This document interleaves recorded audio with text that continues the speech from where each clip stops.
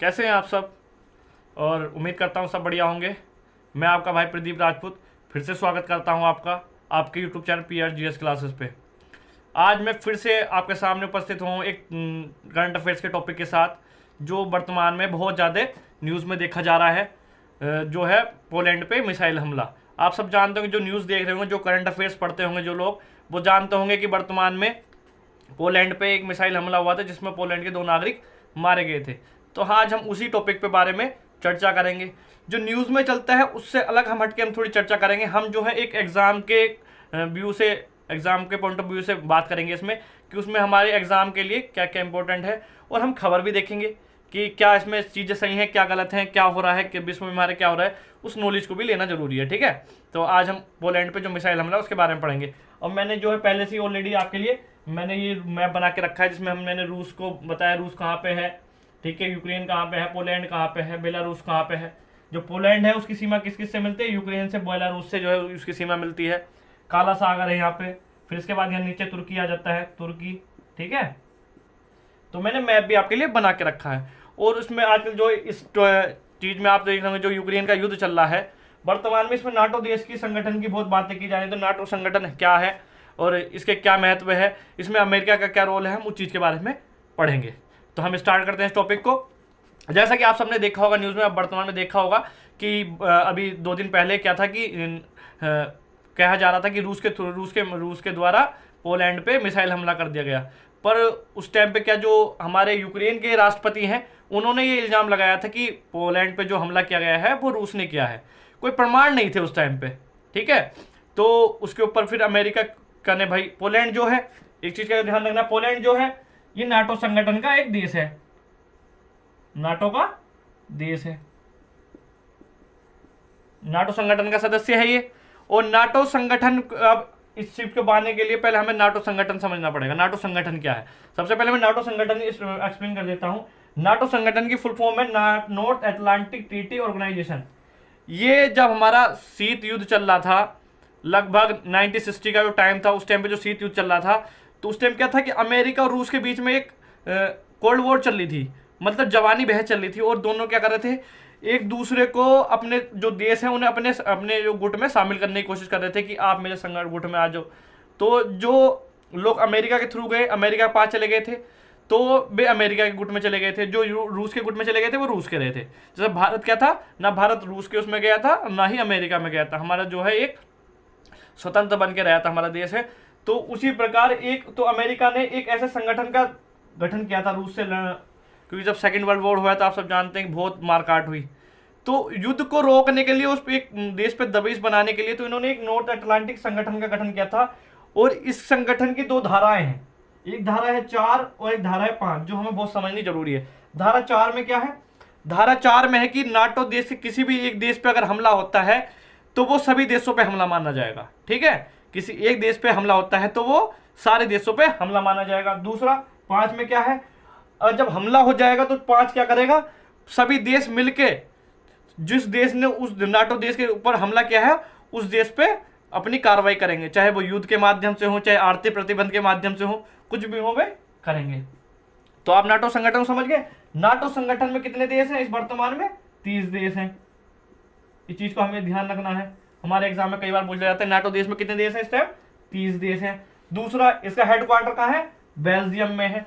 NATO का जो headquarter है वो बेल्जियम है। और मेन जो इसका लीडर माना जाता है वो उसे अमेरिका को माना जाता है। ठीक है, नाटो संगठन का जो लीडर है, जिसका गठन किया था, किसने किया था? वो अमेरिका ने किया था। ठीक है, तो वर्तमान में इसमें 30 देश हैं। तो मेन वो ये है कि अगर इस पे नाटो देश में जो 30 देश हैं उनमें से किसी भी एक देश पर अगर हमला होता है तो वो सारे देशों पे हमला माना जाएगा और सारे देश मिलकर अपने बदले की कार्रवाई करेंगे। ठीक है, तो उसी लिए आप सब जानते होंगे कि यूक्रेन का युद्ध कैसे होया। यूक्रेन का युद्ध भी इस कारण की जड़ में भी यही है भैया, नाटो ही है उसकी जड़ में। क्योंकि नाटो क्या था, रूस बहुत दिनों से रो रहा था, क्या कह रहा था, रो कर रोज कह रहा था कि अमेरिका से रोज रोता था। नाटो की जो बैठक होती थी इसमें इनमें भाग लेना इसने स्टार्ट कर दिया था। और ये रोज कहता है कि मुझे भी नाटो में शामिल कर लो भाई, मुझे रूस से खतरा है। क्योंकि यूक्रेन जो है वो रूस का ही पार्ट था, ये सोवियत संघ का पार्ट था और ये रूस से अलग हो गया था। ठीक है, अभी से डर लगा रहता था कि रूस कभी भी इस पर हमला करके इसके अपने लैंड को, जितनी इसकी जमीन है इस देश को अपने देश में संभाल लेगा। और कई यहाँ सीमा विवाद है रूस के इसके साथ यूक्रेन के हमेशा बने रहते थे, तो इसे यूक्रेन को हमेशा डर लगा रहता था। और अमेरिका भी इसकी पीठ थपा देता था, हाँ भाई हम तुझे नाटो देश में शामिल कर लेंगे, क्योंकि वो चाहता था कि अमेरिका क्या चाहता था कि वो यूक्रेन के माध्यम से जो रूस की सीमा है उसके पास अपनी सेना को जमा कर सके, ताकि रूस पे एक दबिश की कंडीशन बनी रहे। ठीक है, वो रूस पे क्या चाहता था, हमेशा दबदबा बनाना चाहता था। तो वो चाहता था कि यूक्रेन को नाटो में संगठन में शामिल करके और भैया इसकी सीमा के आसपास अपनी सेना को जमा कर सके, क्योंकि नाटो देशों में किसी भी देश की सेना किसी भी देश में जा सकती है और स्वतंत्र रूप से रहती है। अब जब ये बात हमारे रूस के व्लादिमीर पुतिन को पता चली, उन्हें गुस्सा आ गया भैया। उन्होंने क्या करा, उन्होंने यूक्रेन को धमकी दे दी। यूक्रेन को कहा अगर तू उसमें नाटो देश के संगठन में शामिल होगा तो हम तेरे पे क्या कर देंगे, हमला कर देंगे भाई, तुझे फोड़ कर रख देंगे। अब वो काम इन्होंने कर दिया, फोड़ तो दिया ही रूस को इन्होंने, यूक्रेन को इन्होंने, बर्बाद हो गया। अब ये मैं मानता हूँ 30 सालों भी ये सही नहीं हो पाएगा। और यूक्रेन को जरा सा लालच मार गया और उसने क्या करा, अमेरिका के भकाई में आके नाटो देश में शामिल होने की बात कर दी, और बात करते इसकी बर्बादी शुरू हो गई भाई। और अब क्या है, जब ये नहीं मानना, जिद करता रहे, बच्चे वाले रही हो, मैं तो जाऊंगा, मैं तो नाटो देश में जाऊंगा, तो यूक्रेन उसने क्या करा, भाई हम तो तेरे पे हमला करेंगे फिर। और उन्होंने हमला कर दिया। और आज देख रहे होंगे आप यूक्रेन पे कितने हमले चल रहे हैं। और बर्बादी किसकी हो रही है, अधिकतर यूक्रेन की। ऐसा नहीं कि बर्बादी रूस की भी हो रही है, रूस के भी अब तक कई लाख सैनिक मारे जा चुके हैं, और कई लाख, और कह सकते हैं कई लाख रुपए का जो है रूस को, लाख नहीं करोड़ों रुपए का नुकसान भाई रूस को भी झेलना पड़ा है आर्थिक। ठीक है, तो मजा ले लिया अमेरिका तो भाई वही है, अमेरिका का कोई दोस्त नहीं है, कोई दुश्मन नहीं है। जो मैं बात पहले से कहता हूँ, अमेरिका का कोई अपना दोस्त दुश्मन नहीं है। उसके जहां आर्थिक हित होंगे उसका वो दोस्त होगा, जहां उसके आर्थिक हित नहीं होंगे वो उसका दुश्मन होगा। ठीक है, चाहे वो हम हो चाहे कोई और हो। भारत के साथ भी उसने ऐसे ही करा है। ठीक है, अब यहाँ क्या, वो अमेरिका ने साफ कह रखा भाई मैं अपने सैनिक नहीं दूंगा, आर्थिक मदद चाहिए यूक्रेन को तो दे दूंगा, पीछे से आर्थिक मदद दे जरा, सैनिक इसके मर रहे, बर्बादी इसकी हो रही, बिल्डिंग इसके खराब हो रही, शहर इसके खराब हो रहे। और रूस ने मना करी थी, हम तेरे पर एक अगर इसके साथ समझौता कर लेता है रूस के साथ कि भाई हम तेरे पे कोई ऐसा हमला वो नहीं करेंगे, हमारी सीमा में दखलंदाजी देने की अब जरूरत नहीं है, तो हो सकता था कि युद्ध ना हो, पर इसने नहीं मानी और उसके भुगतना पड़ रहा आज। ठीक है, मजे अमेरिका ले गया पीछे से, तो भाई युद्ध हो गया। अब युद्ध चल रहा था कि वर्तमान में अब क्या देखा गया, जो एक दिन क्या था, रूस ने 100 मिसाइलों से हमला किया रूस पे, यूक्रेन पे, यूक्रेन के एक शहर पे, कीव पे, कई सारे जो शहर हैं उन पे हमला किया। उनमें से जो डिफेंस के थ्रू अब जो रिपोर्ट आई है, पहले मैं बता देता हूँ। तो क्या हुआ, रूस की जो तो ये रूस की 2 मिसाइल गई हैं, तो क्या हुआ, 2 मिसाइलें पोलैंड में जाके गिर गई। अब ये पता नहीं चला था कि रूस की हैं या यूक्रेन की हैं, पर यूक्रेन ने क्या किया, यूक्रेन के जो राष्ट्रपति जेलेंस्की हैं उन्होंने रोल मचा दी कि भाई जो रूस ने पोलैंड पे हमला कर दिया। वो पता क्यों कहा यूक्रेन ने इसलिए कहा कि ताकि अमेरिका और सब देश नाटो के सब देश भड़क जाए और रूस पे क्या कर दे भाई, हमला कर दें, ताकि भाई मुझे भी मदद मिल सके। वो भी मजे लेने की सोच रहा, वो भी सोच रहा अमेरिका ने मुझे भिड़ाया तो मैं भी भिड़ाऊंगा। अब भिड़ाएगा तो भिड़ाने से तो युद्ध होगा, और युद्ध किसी चीज़ का सोल्यूशन है नहीं, ये सिर्फ तबाही का सोल्यूशन है, और तबाही करेगा, इसके अलावा कुछ नहीं करेगा।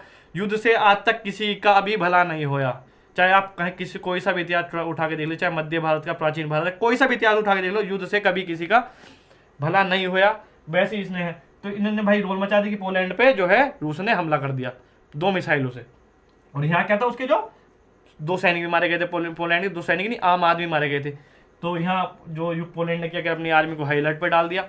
और जो फिर क्या था, नाटो संगठन का सदस्य है, तो भाई हंगामा होना था, नाटो देशों की मीटिंग होने लगी। और फिर क्या करा, अमेरिका ने यहाँ बहुत अच्छे, वैसे ये कह सकते हैं कि थर्ड वॉर होने से बच गई, क्योंकि इन्होंने जो नाटो के देश, उन्होंने एक धैर्य संयम से काम लिया। उन्होंने क्या कहा, हम बयान जब जारी करेंगे पहले हम इसकी छानबीन कराएंगे कि मिसाइल किसकी गिरी है, कैसे गिरी है, क्यों गिरी है।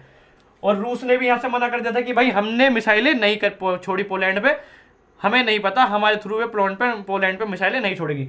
तो फिर क्या था, जब पता करा तो भाई क्या मिसाइलें कौन सी थी, भाई यूक्रेन ने जो 100 मिसाइलों को रोकने के लिए जो अपनी मिसाइलें छोड़ी थी डिफेंड करने के लिए, वे 2 जब मिसाइलें जाके यूक्रेन की पोलैंड में गिरी थी, तो जिससे भैया ये युद्ध रुक गया। ठीक है, और अब हम देख ले हमारे जो एग्जाम के महत्वपूर्ण व्यूज है, क्या पोलैंड की जो सीमा है कई बार बोली जाती है किस किस देशों से मिलती है, तो बेलारूस से, यूक्रेन से, और यहाँ और यूक्रेन के नीचे क्या है, काला सागर है, इसके रूस की सीमा यहाँ मिलती है। तो ये सब हमारा इंपॉर्टेंट था, ये था हमारा युद्ध के बारे में। अब अमेरिका, आप सब जानते हैं युद्ध भैया ऐसी चीज है, किसी का भी सॉल्यूशन नहीं है युद्ध। युद्ध हमेशा बढ़ाने से बढ़ता है, घटाने से घटता है। अभी समझ नहीं रहे, थर्ड वॉर हो जाएगी, दुनिया बर्बाद हो जाएगी, इनके समझ में नहीं आ रही भाई। अब रूस जो है बर्बाद हो चुका है और उसके पीछे कारण भाई मैं मानता हूँ अमेरिका है। और एक चीज़ और मैं बता देता हूँ कि यूक्रेन का एक न्यूक्लियर पावर प्लांट है, जो आज की खबर है मैं बता देता हूँ, ज़पोरिज़िया न्यूक्लियर पावर प्लांट, जो वर्तमान में डिस्ट्रॉय होने की कगार पे है। बार बार रूस के हमले हो रहे हैं, भले यहाँ सेना का कब्जा वो रूस की है, और इसमें ईंधन ना होने के कारण जो इसके रिएक्टर हैं वो फटने की कगार पे। अगर ये फट गए ना तो पूरा यूक्रेन बर्बाद हो जाएगा, और इसका प्रभाव रूस पे भी इतने, कम से कम रूस के इतने क्षेत्र पे पड़ेगा, पोलैंड, बेलारूस, ये सब बर्बाद हो जाएंगे, समझ रहे हो। तो भाई क्या कह सकते हैं, युद्ध किसी का सोल्यूशन नहीं है। तो भाई ये था, काश यूक्रेन ने जिद ना करी होती बच्चे वाली, तो ये युद्ध ना हुआ होता और आज इतने सैनिक ना मारे गए होते। तो इसी के साथ आई होप आपको समझ में आया होगा ये वाला टॉपिक। मिलते हैं नेक्स्ट वीडियो में। जय हिंद, जय भारत।